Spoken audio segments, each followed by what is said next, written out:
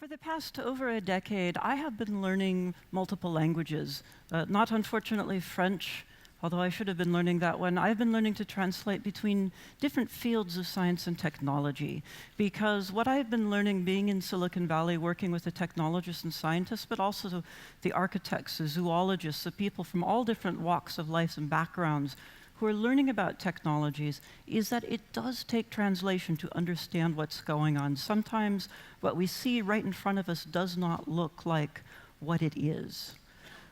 The area that I have studied is exponential technologies, rapidly changing technologies, as exemplified by this chart, which looks at how much computing you can buy for $1,000 or 1,000 euros for a fixed cost over time.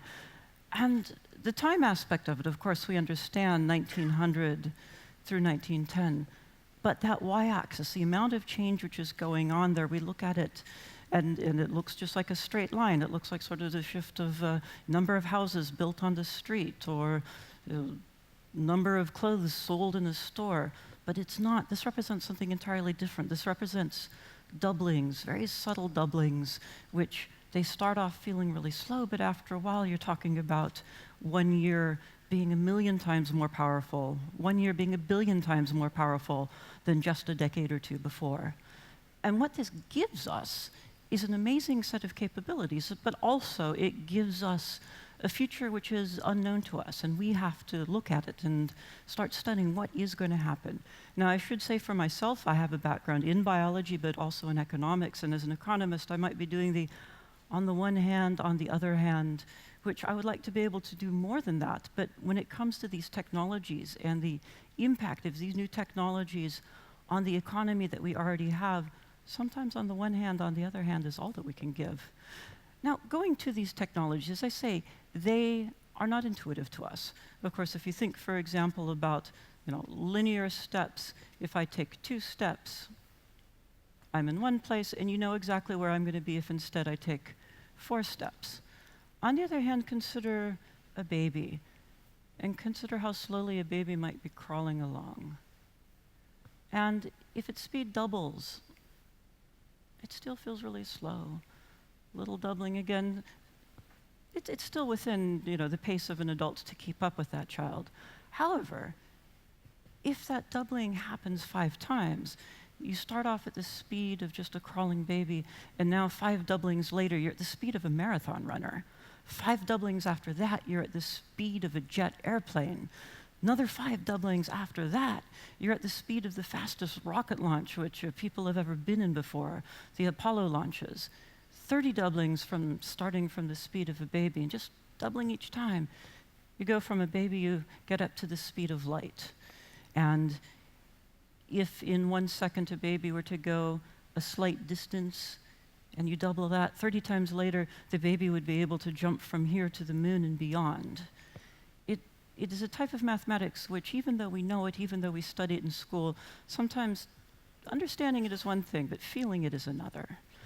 So looking at this chart, when we say that we have these capabilities, when we say that computers have been changing, for example, all of us in this room contain a device, hold a device in our hands, in our purses, in our pockets, which is not just a little bit more powerful, but a great deal more powerful than anything that we had 20 or 30 or 40 years ago. Now, as I've been studying these technologies, as I work with people who are working at the cutting edge of science and technology, I'm often asked, well, what excites me the most? What of the latest of the new sciences are the things that just wakes me up in the morning and keeps me up at night? And sometimes people are surprised to hear that I say, cutting-edge technology, the latest of the latest technology, is not nearly as exciting as old technology, technology which is 10, 20, 30, or 40 years old. But I think it is, and here's why. When you look at old technologies, when the technology first comes out, for example, there's just one of it. It's a demonstration. You don't know if it's going to be developed. You, in some cases, don't even know how reliable it is. Is it going to even work beyond this one demonstration? Usually the purpose of version 1 of any new technology, of any new science, is to inspire other people to do it well. And this is always true. It keeps on getting better. So the best new technology of 1997, for example, when you're talking about supercomputers running models of the Earth, you look at this now, And this looks like something that should be on a cell phone. It looks like a Minecraft game.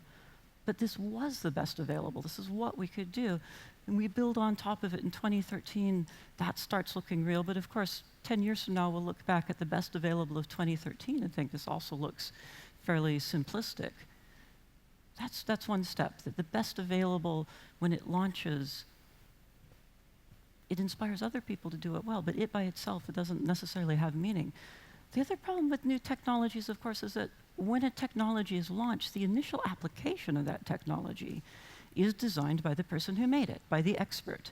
And there is a failure mode of experts, which I have observed both in scientists and in researchers alike, and technologists, of thinking that if you're the expert, if you understand a problem, if you developed a technology, you're going to be the person who solves the problem. You're going to be the person thinking of the uses of that.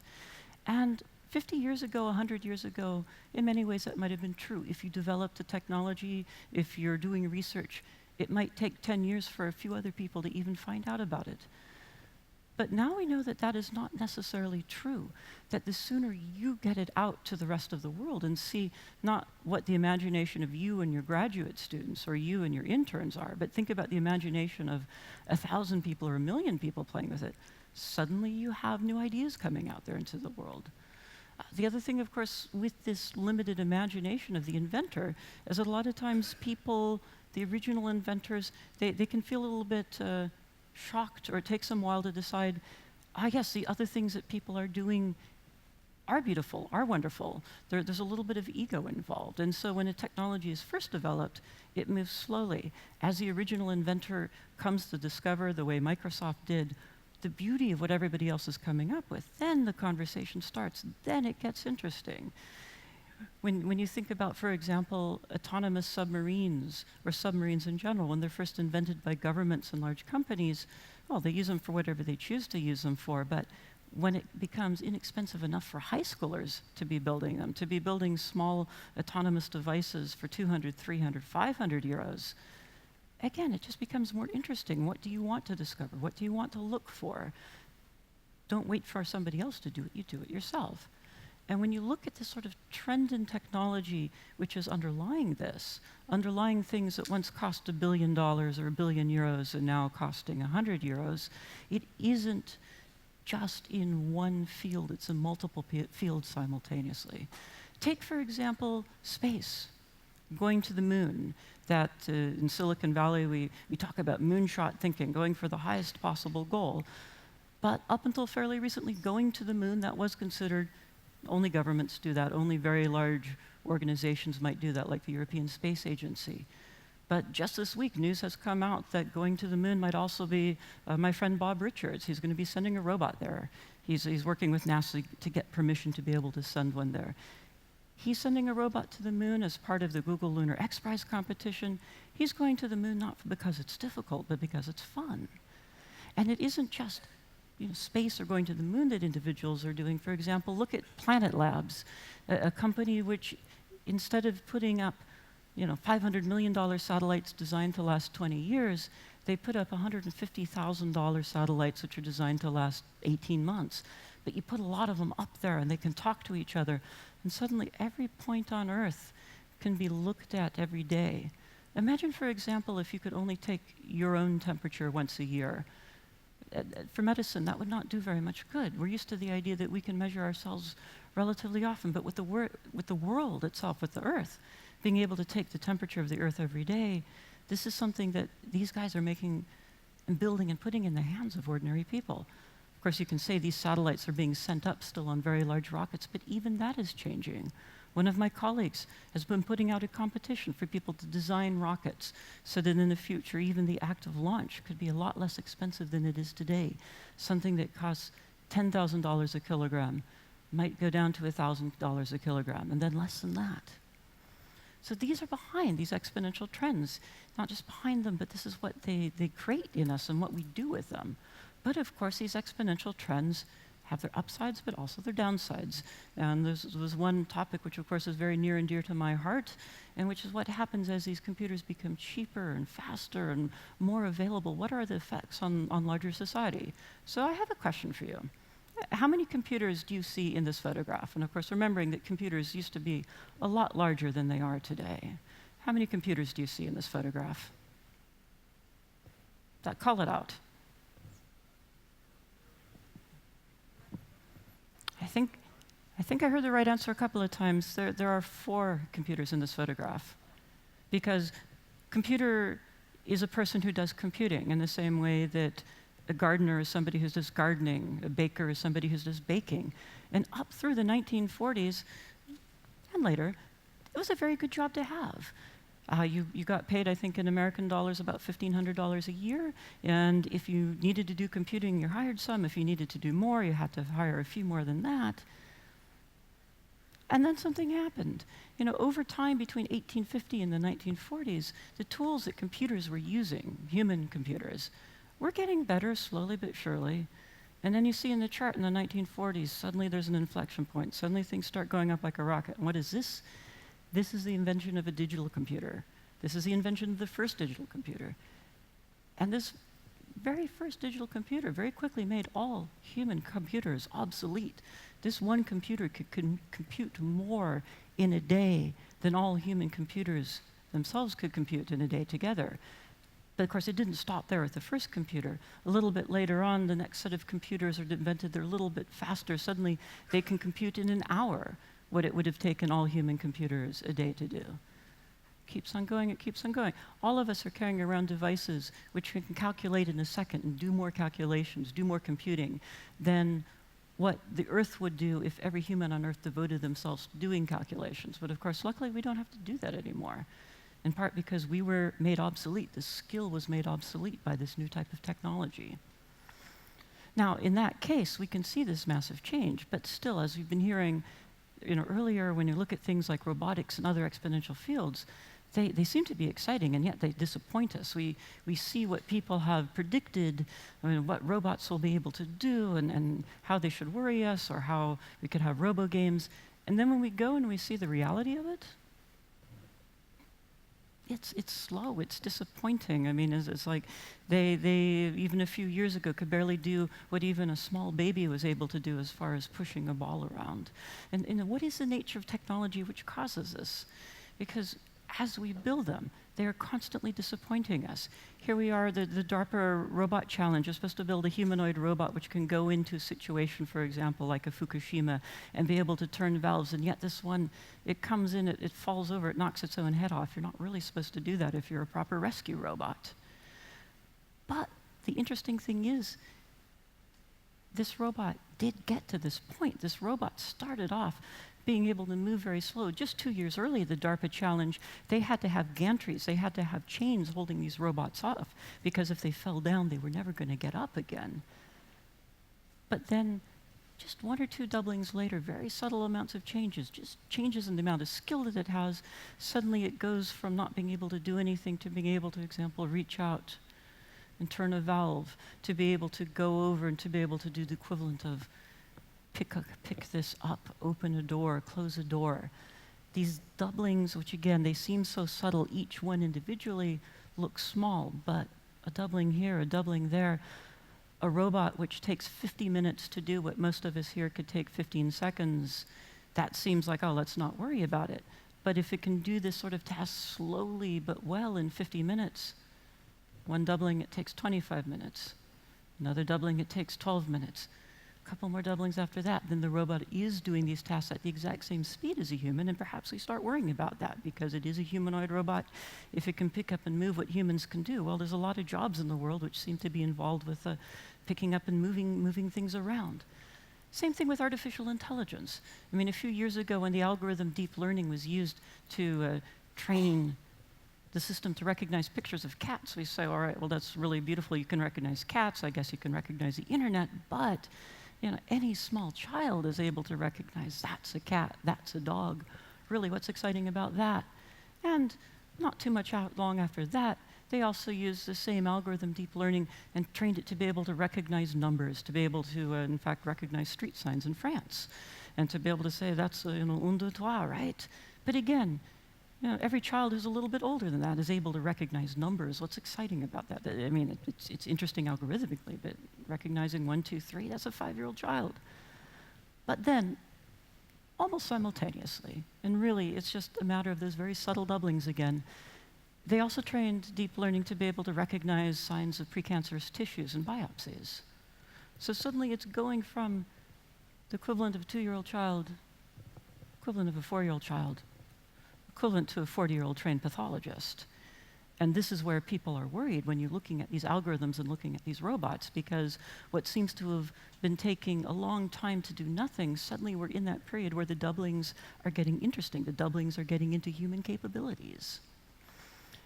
And of course, it's not just happening in one area by itself. It's not just the algorithm, it's the application of the algorithm. It's happening in medicine, in biotechnology, in robotics.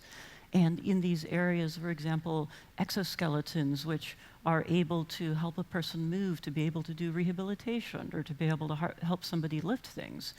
But of course, if it's able to walk with a human in there, perhaps if there's no human in there, it can still do the same task. So we do worry about this and where it's going. And the immediate implication, and one that is talked about all the time at Singularity University, but also has been talked about around the world, is what does this do to jobs? Because we see you have one digital computer and suddenly you have a billion digital computer. At the point where you have one robot which seems to make a worker obsolete, how quickly does it take to get to a billion of them? And this has been something that we have to think about and we have to talk about. And in recent years, there has been a good number of books up there, including the ones written by Andy McAfee, who spoke yesterday about robots, about algorithms, how we need to think about this and what this could be doing to our economy. And people are talking about it in the sense of, you've got these machines which are able to do things which humans simply can't compete with. As this article is saying, how can we even match it?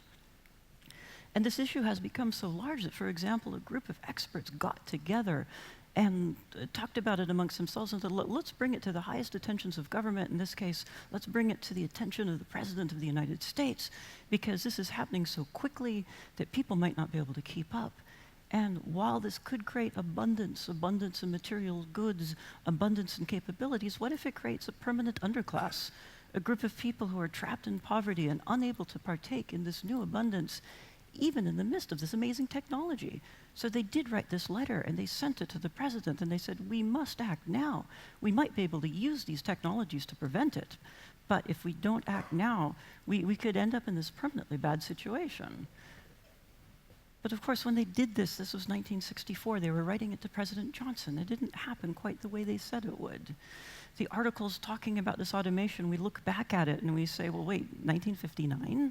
What perfection were they talking about? I mean, machines which can, move one piece of paper in one direction and another. What were they worried about? And when you look at these series of books, and I've got many of them going back 100 years, 130 years, I understand what people in 1870 might have been worried about. Their grandparents or parents might have gone through that first industrial revolution. But when I read books from the 1980s, what they're telling you to do is fear automation. They're saying fear the Macintosh, fear the 486. And why? Did it happen? No, not like they said it would. So what would be different today? What would change about this?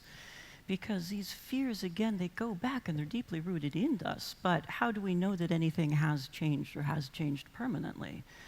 In fact, here's a recent study by Deloitte, which is saying that you go back over, in this case, the UK, over 144 years, and you look at the data of what new technologies have done, is that there's no evidence that these new technologies have displaced anybody in the UK.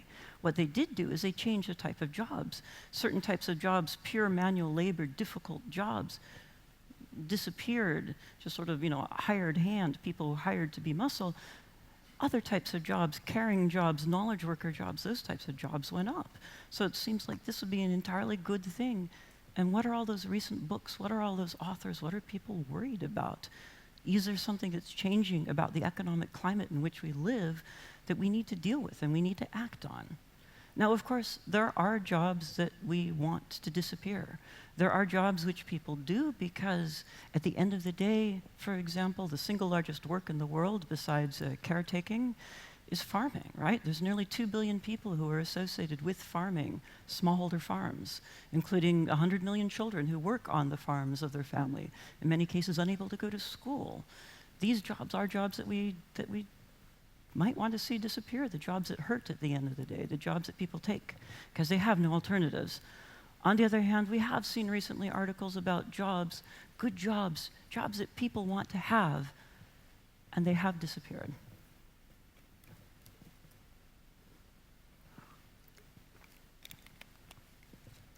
So let's go into this a little bit. So for example, when you're talking about the jobs which have disappeared, I mean, one of the answers which could be given is like, yes, okay, well, the job disappears, but in even that case, new jobs are coming in. Or the technologies might even, your job gets replaced by a robot for distributing goods, but perhaps that robot's job disappears because we don't distribute as many goods around because of the new sharing economy and things that we have. But of course, that's not really a lot of comfort to people. And there have been studies done on this. For example, the Frey and Osborne study from 2013, not the most beautiful of graphics from it, but it's saying, if you look at all of the jobs in the United States, and you look at them, do they have a very high likelihood of automation, a medium level of automation, or a low level of automation? Well, and this is sort of by the count of people in the different types of jobs, there is a sort of curve. We've got a lot of jobs which are very likely to be automated. You also have another set of jobs which are not likely to be automated. So for example, going back to the lawyers, the types of jobs that have been disappearing here is the job of just reading through a large number of documents. And in the old days, if you had a lawsuit, for example, in the United States, the tobacco industry lawsuit, you had millions and millions of pages. You needed people to be able to go through and find information and pull it out. You'd hire expert, some cases junior, sometimes senior lawyers to do that. But of course, nowadays, being able to take 1 million documents, well, they're not printed out, they're just a file, a thumb drive, you put it in there and have a machine that goes through and read it. It happens almost instantly. And the idea of hiring somebody to read 1 million pages, that seems perhaps to all of us today right now, even a little bit outmoded. Not just outmoded, but there's things we can do now that we couldn't do before. If you look at how people made the discoveries in the Panama Papers that they did, if we tried to have humans read those papers, even if you tried to distribute it out to 1 million humans to go through all of those, gigatons and gigatons gigabytes of data, terabytes of data, humans working by ourselves would not have been able to find the patterns, to find the corruption, which a computer working in just a few hours was able to do. But still, let's look at this. A different study by McKinsey was saying, let's look at the job of lawyer and the tasks that they do. Let's think about how much money people make, and then how much of their time could be automated. And they ran some numbers, and they said, look, there seems to be, with lawyers, 2 types. So sort of lower paid lawyers that have a high degree of automation, likely, and then you also have lawyers who are more highly paid and less possibility of automation, and sort of say like, well, there's these 2 types. And so when you go back and you think about these, well, there's sort of proof of it. There's this division in there. Now, on the other hand, if you look, for example, at the education field, and again, this is looking at United States numbers, so most education jobs are very unlikely to be automated. The amount of time that could be automated is low. On the other hand, the wages that people are getting is relatively low as well. And then you can look at other types of jobs, for example, the computer sciences or business or finance, and you start seeing this distribution. And it's sort of generally, if you're making higher wages, it seems like less of your time could be automated. Some fields, it's really even. Some fields, very unlikely to. And taking this McKinsey study and moving back and looking at the Osborne and Frey study, well, these are the sorts of jobs that are unlikely to be automated. Ones like nurses and teachers, programmers, developers, managers, CEOs. On the other hand, going back to McKinsey, they're saying, like, look, let's look at a job of transport, of moving things around, logistics. Well, in that case, pretty much all of those jobs are relatively low paid. Some of them have very low likelihood of time being automated. Some of them have extraordinarily high likelihood of their time being automated. If you start adding other jobs like factory worker, like food production, like service, well, again, all of these jobs tend to be low paid, varying degrees of automation being likely, but it sort of clusters a little bit more towards automation being happening versus not happening.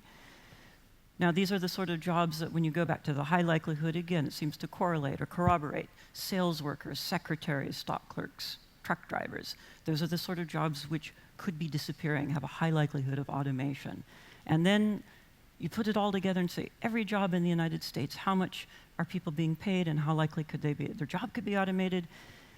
And you get this interesting pattern which says that there's, amongst low-wage jobs, there's a lot which will be and a lot which might not be, and the higher-wage jobs less likely to be happening. And so for the United States, that's where you sort of, again, you get this pattern of some are likely, some are less likely, and depends on the type of job. But here's a problem with all of that, which is that when you look, for example, in the case of climate in our atmosphere, and I worked in air pollution epidemiology for a while, I worked in air pollution itself for a while, and how we study these things, we have decent data and decent models when we're working on that. These ones, though, when we're looking at this, these are really early estimates of this possibility. These are not based on going back in time and seeing what was automated. These are, well, not guesses, but they're as good as we can do for right now. We don't know how likely it is going to be to looking like this. And so when you're talking about this potential perfect storm of automation, we can talk about it, we can worry about it, but we have to ask, how do we know? Because when you look at these numbers, yeah, when you say for the United States, they're saying within 20 years, 47% of jobs might be automated. And then you start looking at OECD countries, and the numbers in some cases are a little bit worse. Just a little bit more for France, a little bit more for Italy. Now, this is Osborne and Frey in one set of methodologies. On the other hand, just a couple of months ago, the OECD put out a report saying not are the jobs going to be automated, but how much time, how many tasks within a job can be automated, and that got very different numbers. 47% versus 9%. Now, how many of you, when you're going traveling and you look at a weather report and you say, well, the BBC weather report says it's going to be cloudy and rainy tomorrow, and the CNN weather report says it's going to be sunshiny tomorrow, so I'm thinking I like the CNN report better. We've all done that, right? Sort of pick and choose trying to find out. And of course, you know at some point one or the other is correct, or you'll discover which one is correct. But the day before, how do you know? Now, we're talking about 20 years out, so which one do we want to have? Which one might be likely? How do we even know about that? This is a really important question, because of course when you do these side by side and see these differences and saying, how can you get these early studies saying so wildly different numbers? This of course is for the United States, for European countries, for relatively high income nations. But the same sort of studies, the Osborne and Frey methodology, the one which gives 47% for the United States or 50% for France, when you're looking at the largest countries on Earth, gives much worse numbers. 65% of jobs could be automated in Nigeria, 85% in Ethiopia, 77% in China. I mean, right there, you're talking about 2 billion jobs potentially being lost. And we have to ask ourselves, if this is going to be happening, how do we know, and what would we do about it, and what are the next steps that we're going to take on it?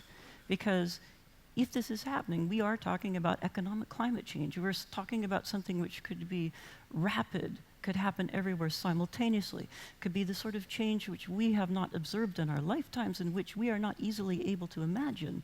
The sort of change which, like climate change, there could be winners and losers. And of course, I've heard people talk about how, well, if global warming is happening in Greenland, to be able to grow more varieties of cabbages and carrots. And that is true, but of course only 20,000 people live in Greenland compared to however many tens of millions of people are living in areas which would be highly susceptible to flooding over the next 50 years or 100 years. And this is why I have been studying the future of jobs and studying what we have been doing and studying what we need to do next, because these sorts of numbers, well, of course, maybe it isn't like this. Maybe it's only, instead of 67%, maybe it's only 20% of jobs can be automated. But when you have countries which are assuming the growth of a middle class, and some economists saying, yes, this is going to happen and this is going to be good, and other economists are saying, no, those jobs aren't ever going to come into existence. This is a sort of conflict. This is a sort of knowledge which we have to say, wait, what are we doing about this? What are we planning on doing about it? What kind of insurance are we going to be able to build on this? Because this is fairly massive. But of course, as that letter to the president said back in 1964, the same technologies which could be causing the problems are also giving us a large number of potential solutions. When you think, for example, about these computers, the job of computer did not disappear for another 10, 20, 30 years after that, because these first computers, the first digital computers, were not available to everybody.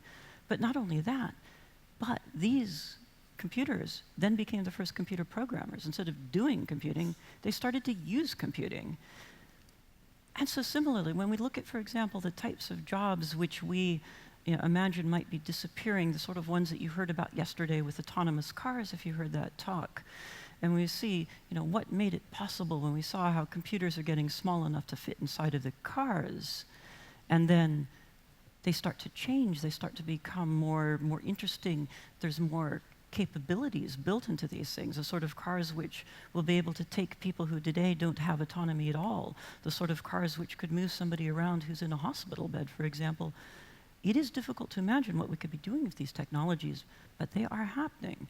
But of course, these technologies are also happening in a way which we don't expect.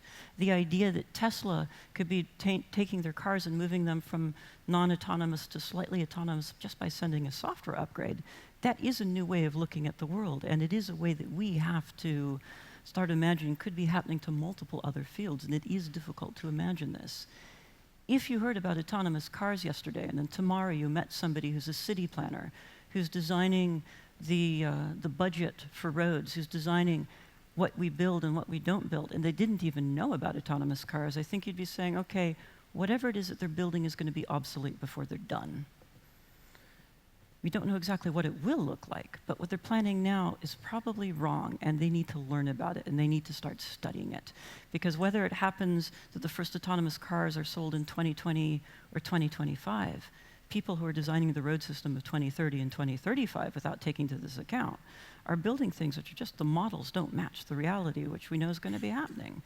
And again, this is happening in multiple fields simultaneously. These deep learning is going to be changing the nature of how doctors are doing their work. Data research is changing the nature of how we think about documentations and working with the great clouds of data which are being produced around us. Now, how do we react to this? Of course, there's been many proposals. One of the ones which comes up a lot is, for example, universal basic income.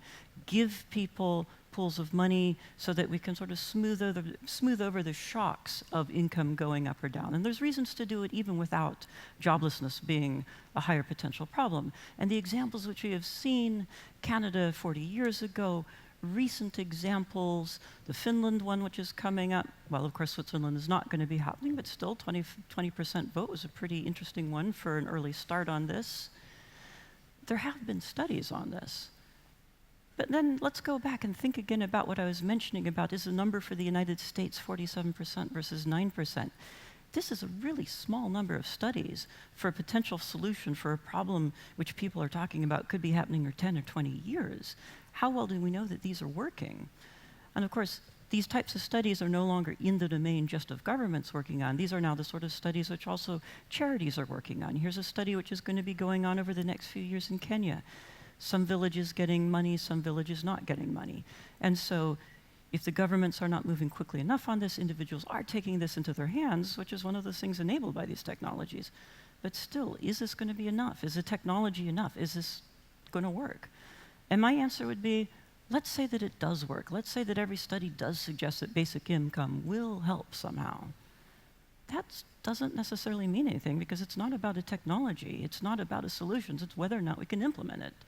Now, I'm a Californian. I grew up in a state where we have earthquakes on a regular basis. And anytime people come visiting California, I'd love to be able to tell them, the first thing you should do is upgrade your earthquake early warning app. It's existed in Japan for 10 years. It's a technology which is easy, it's feasible, it's inexpensive, and depending on how far away you are from an epicenter, you get 1 second, 10 seconds, 30 seconds warning as that shock wave is moving towards you. They've had it for years. California doesn't have it. Portugal doesn't have it. Chile doesn't have it. All the other places around the world, which also get bad earthquakes, don't have it. Because just because the technology is feasible and desirable and obvious and proven, there's no implication that people will adopt it or adapt it. It's not about the technology at all. It's about what we choose to do with it and our ability to think about it and start building an insurance system for problems like this.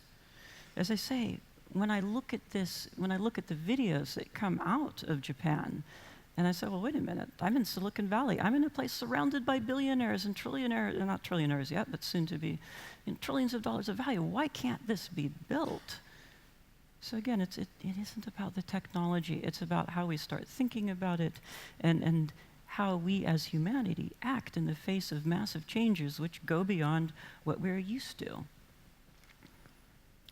But again, the same technologies which are potentially causing these problems are what we're going to be able to use to work on them. Because when it comes to the models that we're going to build on this, there is a very large difference between climate change and economic climate change, which is that when it comes to the economy and what we know, up until now we have generally not known what's going on. And it's very hard to find out, but now we are entering into an era where we individually can contribute to large studies on this. When we think about, for example, the computers and what they started doing when they had access to computing, it was very difficult to imagine what life would be like.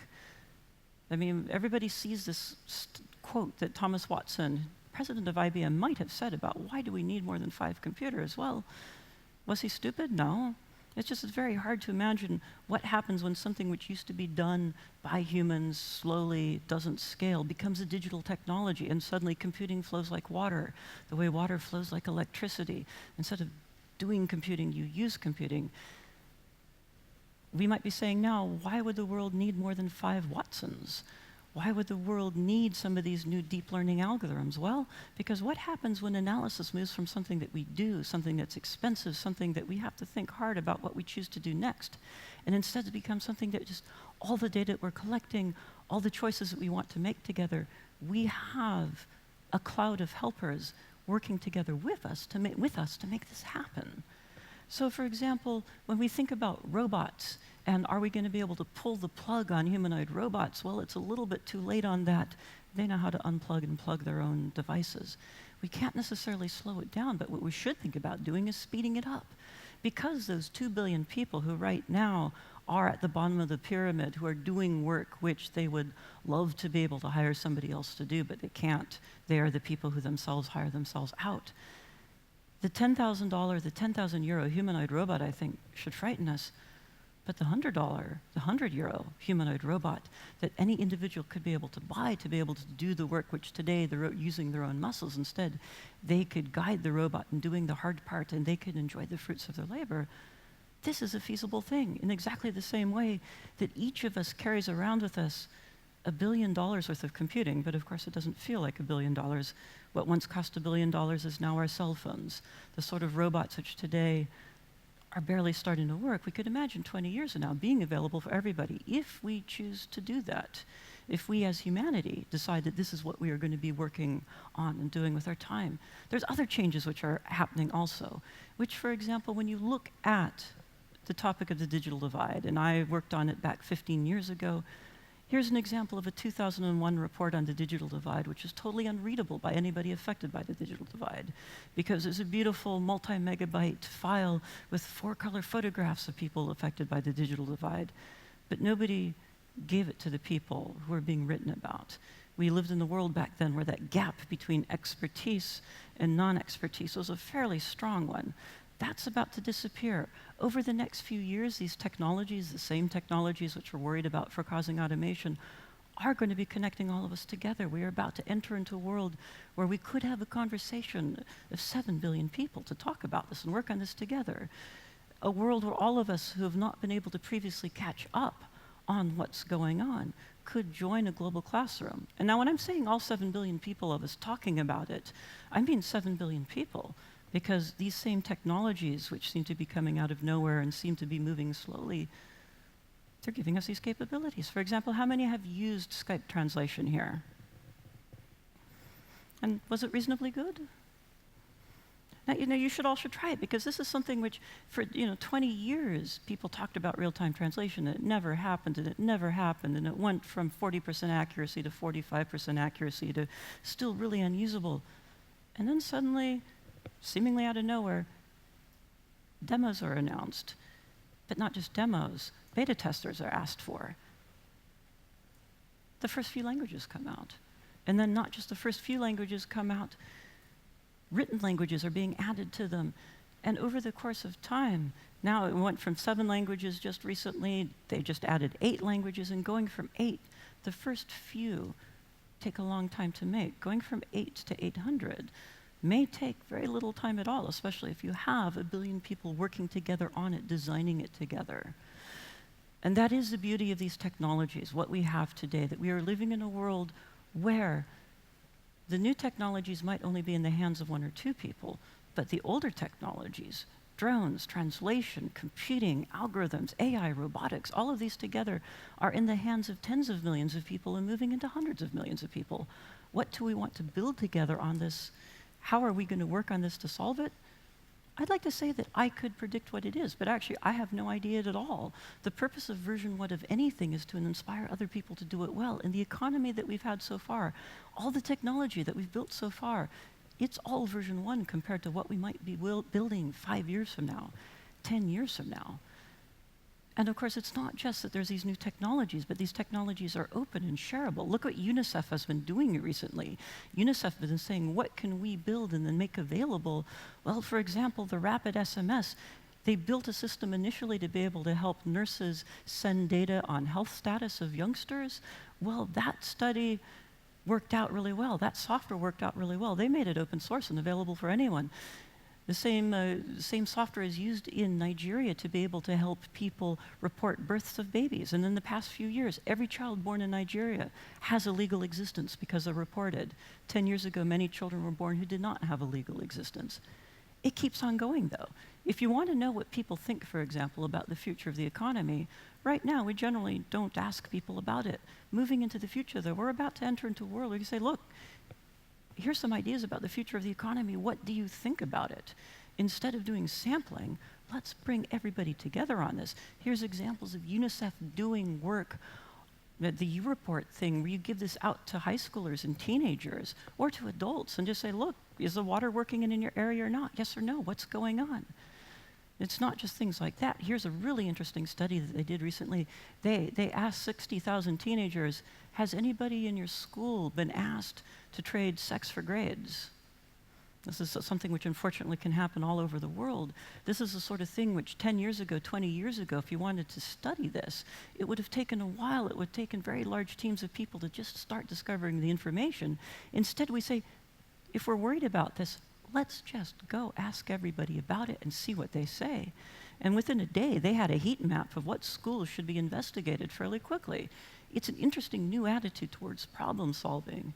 And this is part of the tools which we are going to have to work on these and to solve it. So yes, we are entering into an unknown time. The economy is heating up. We are putting things into the economy. We might be making changes, well, 47%, 9%, all jobs being automated, no jobs being automated. We don't know what it's going to be looking like, but what I do know is that the tools which are causing problems are giving us individually, as small groups, as countries, unprecedented ability to choose what we're going to do next, what insurance, what might we build now, to start looking for the signs of these things going badly, if they do. Of course, these tools, to us, some of them feel new, but there's the entire new set of generations of digital natives for whom this stuff is all going to be background. Robots will be background. Digital analysts, and being able to, if you have a question about the state of the world, you just go and find out and join in with 1 million other people to find out what it is. For them, it will be background, but of course, we all will be learning to be these digital natives too. Because what they learn also, after a few years, becomes not obsolete, but other people build on it. People build better things on top of it.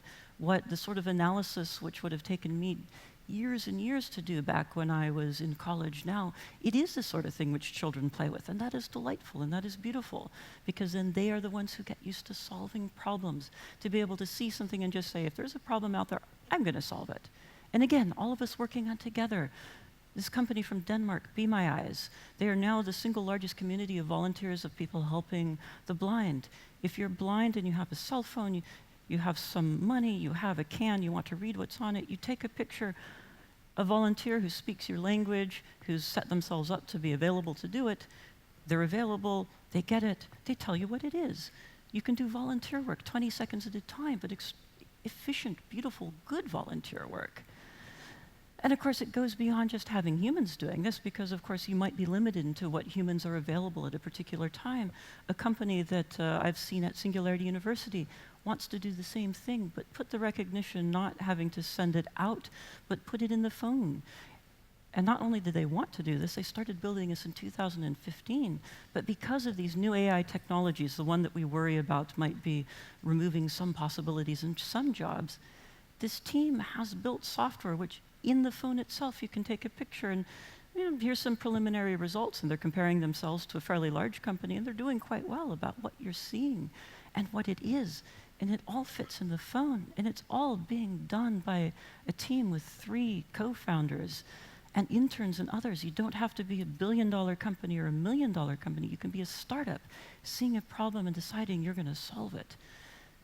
Even with these technologies we talk about with autonomous cars and the future of driving and what might be happening there, it starts off as projects which are not being done, or governments try to do it, they're not being done very well. There's early projects being done by large companies, then the Googles come in, and then the Teslas come in. But of course, the technologies, they don't stop shrinking, they do get smaller. And so another team that I worked with at Singularity University, from not too long ago, they said, look, if the technologies keep on shrinking, what happens if we can take the same technology which Google or Tesla or Daimler is putting on the outside of a car and put it on top of a helmet?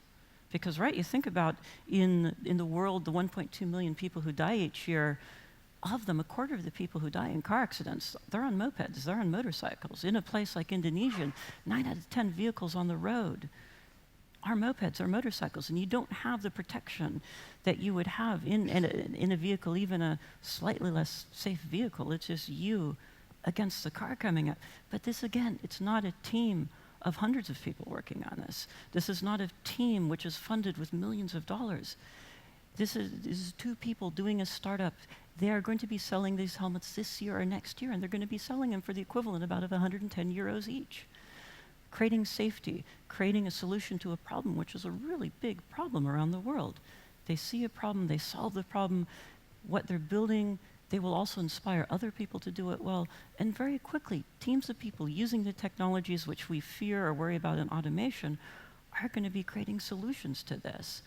The scale of the problems which we are facing are large. We do have to work on them.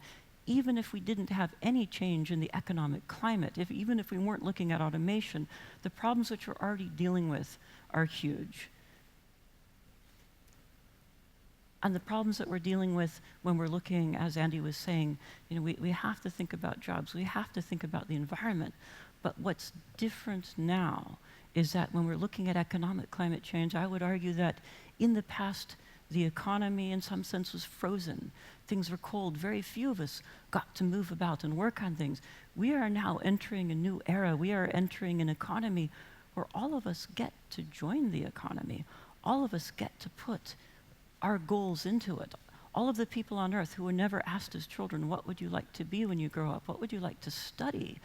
Are going to be asked these questions. And if their answer is, well, I would like to study economics, I would like to study the nature of jobs, I'd like to be an entrepreneur, we are creating a world where now all 7 billion of us are going to be joining in on this and making it together.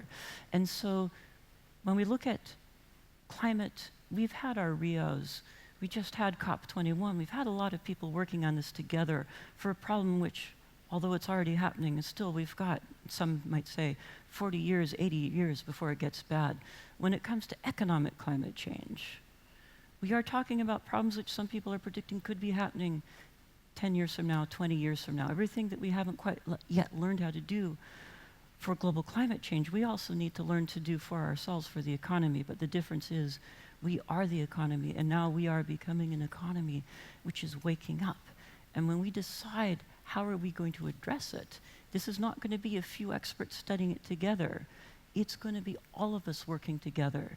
It's not going to be 10,000 people showing up in Paris. It can be 100 million people showing up together online, creating communities, designing what we want the future economy to look like. So yes, we have economic climate change, and the nice part about it is we can change what the very meaning of the economy is due to these technologies, but it's not about the technologies, it's about what we will all be able to do with them together. Thank you.